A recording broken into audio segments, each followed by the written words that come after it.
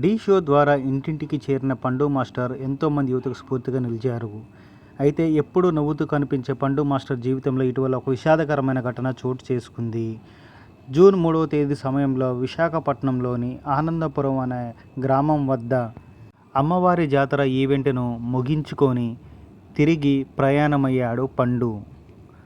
అయితే ఈ తిరుగు ప్రయాణంలో పండు స్నేహితులు ఒకడికి తీవ్రమైన అస్వస్థత రావడంతో పక్కకు ఆపారు.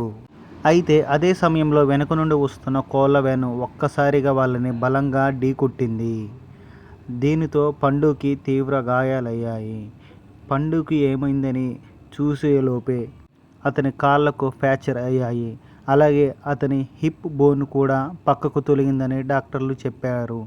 డాక్టర్లు పండు 2 కాళ్లకు శస్త్రచికిత్సలు నిర్వహించారు. ఏదేమైనప్పటికీ పండు తన జీవితంలో ఇది ఒక పెద్ద దెబ్బ తగిలిందని తెలిసింది. ఈ వార్త తెలిసిన వెంటనే అభిమానులు షాక్కు గురయ్యారు. అయితే డాక్టర్లు ప్రస్తుతం పండు ఆరోగ్యం నిలకడగానే ఉందని, అతనికి ఎటువంటి ప్రమాదం లేదని చెప్పారు. అంతేకాకుండా పండు ఇంకొక 3 నెలల వరకు బెడ్ రెస్ట్ తీసుకొని ఉండాల్సిందని డాక్టర్లు చెప్పారు.